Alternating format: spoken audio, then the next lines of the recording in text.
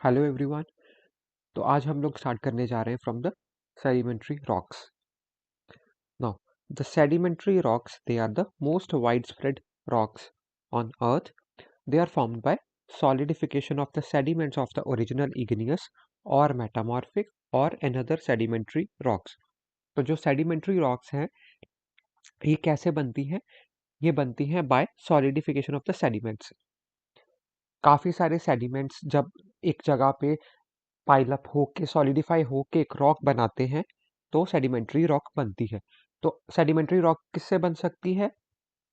एक igneous rock के sediment से बन सकती है, एक मेटामॉर्फिक रॉक के सेडिमेंट से बन सकती है, या किसी और सेडिमेंट्री रॉक के सेडिमेंट से बन सकती है. सो बनती कैसे है? सॉलिडिफिकेशन से. जो सेडिमेंट्स हैं वो एक जगह पे सॉलिडिफाई होके रॉक बन जाती है. So now we come on to the stages in the formation of sedimentary rocks. So how these sedimentary rocks are formed? So the first stage is degradation. That is, there is breakdown of the original rock through the process of weathering and erosion.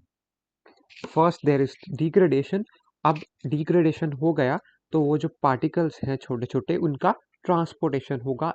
जहाँ से उनकी weathering और erosion हुई है वहाँ से वो कहीं और पहुँच जाएंगे by different transporting agents like wind, water, glacier, etc. Then वो ट्रांसपोर्ट हो गए तो वहां पे जाके उनकी फिर डेपोजिशन हो जाएगी एक पर्टिकुलर बेसिन में. इन अ बेसिन कोई डिप्रेशन में वो जाके डिपॉजिट हो जाएंगे. Then there will be lithification. That is the conversion of loose sediments into hard rocks.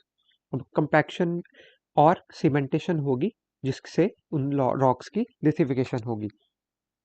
तो लिथिफिकेशन के ये दो स्टेप्स कौन से हैं? कंपैक्शन है सबसे पहले, जिसमें क्या है कि the sediments they are squeezed by the weight of overlying layers of sediment. तो जैसे जैसे वहां पे डिपॉजिट होता जाता है तो ओवरलाइंग जो डिपॉजिट्स हैं उनके वेट से जो नीचे वाली लेयर्स हैं वो स्क्वीज हो जाती हैं, वो कॉम्पैक्ट हो जाती हैं. और फाइनली सीमेंटेशन हो जाती है by the binding agents. That is the binding together of compacted sediments by natural cementing agents like silt.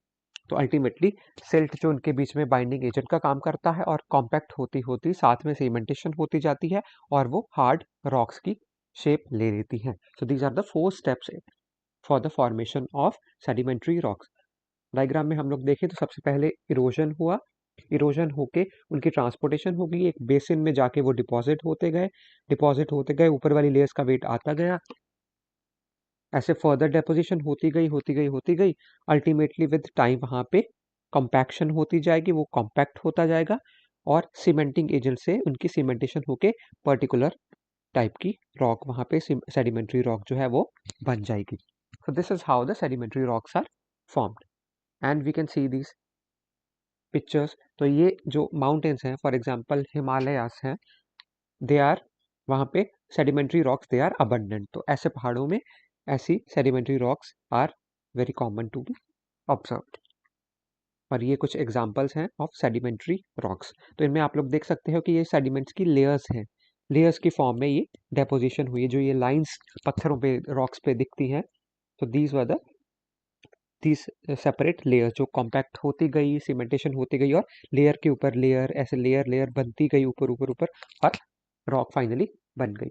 इसमें भी ये लेयर्स हम लोग देख सकते हैं, वेरी प्रोमिनेंट है यहाँ पे. So this is the sedimentary rock. Now we come on to the some of the other points of sedimentary rocks. So sedimentary rocks are formed in different layers or strata. तो diagram में हमने देखा भी picture में कि there are different layers. एक layer आती है, उसके ऊपर दूसरी, तीसरी, चौथी, ऐसे लेयर्स की फॉर्म में रॉक्स बनती हैं और ये लेयर्स एविडेंट भी होती हैं रॉक्स में, दिखती भी हैं. They contain fossil evidence. Very important point. Fossils जो हमें मिलते हैं they are in sedimentary rocks. तो सेडिमेंटरी रॉक्स में ही फॉसिल्स मिलते हैं, इग्नियस में नहीं मिलते. एग्जाम्पल्स क्या हैं? Sandstone, limestone, shale, chalk, coal, gypsum, etc. So all these are sedimentary rocks. Now we come on to the properties of sedimentary rocks. तो they are comparatively softer, porous हैं और permeable भी हैं. Softer हैं, इनमें pores हैं, air spaces हैं और ये permeable है, मतलब इनके अंदर पार्टिकल्स की मूवमेंट हो सकती है. बाहर से केमिकल्स या पार्टिकल्स अंदर जा सकते हैं, they are permeable, while igneous were impermeable. इसीलिए वो हार्ड थी, ये थोड़ी सॉफ्ट है और इसमें एयर स्पेसिस भी है, पोरस है ये।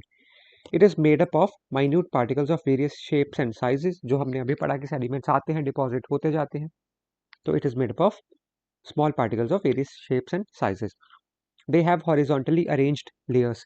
तो उस डायग्राम में अभी हमने देखा था कि यहाँ पे हॉरिजॉन्टल लेयर्स हमें देखने को मिलती हैं, इसमें भी दिख रही हैं, इसमें भी वेरी प्रोमिनेंट ऐसे ऐसे सभी लाइंस दिख रही हैं। The next property is they are mostly formed under water, basin में जाके इनकी डेपोजिशन होती है। They have fossils between their layers, तो this is important, fossil fuel जो है वो सेडिमेंट्री रॉक्स में मिलते हैं। Then finally we come on to the economic importance of sedimentary rocks. Now these rocks are found in Himalayas, Madhya Pradesh, Rajasthan, Andhra Pradesh, Bihar, Orissa etcetera. तो इन states में ये मिलते हैं। Iron ore, phosphates, building stones, coal, raw materials for cement, bauxite, etc. These are all found in these sedimentary rocks. Mineral oil और natural gas जो fossils के साथ में हमें मिलते हैं, तो वहीं पे भी सेडिमेंटरी रॉक्स ही होती हैं। सो मिनरल ऑयल और नेचुरल गैस का सोर्स भी सेडिमेंटरी रॉक्स ही हैं। Then sandstone and limestone which are used in construction of monuments, for example Delhi के फोर्ट्स, आगरा के फोर्ट्स, फतेहपुर सीकरी के मॉन्यूमेंट्स, तो उनमें काफ़ी ज़्यादा सैंडस्टोन और लाइमस्टोन का यूज़ हुआ है, तो कंस्ट्रक्शन में भी सेडिमेंट्री रॉक्स का रोल है। Then are the fertile alluvial soils of Indo-Gangetic basins, they are formed by the sedimentary rocks. तो fertile जो alluvial soils हैं इंडस और गंगा प्लेन्स की, जो ये alluvial soils है, ये सारी sedimentary rocks की इरोजन और वेदरिंग से ही आई हैं। तो इन रॉक्स की फॉर एग्जांपल हिमालयाज की, उनकी वेदरिंग रिवर्स ने की और वो रिवर्स ने वो पार्टिकल्स को यहाँ पे प्लेन एरियाज में आके डिपॉजिट कर दिया, जिससे फर्टाइल एलुवियल सॉइल्स बनती गई इंडस और गंगा के प्लेन्स में। So these are the economic significances of sedimentary rocks. So this is all about sedimentary rocks.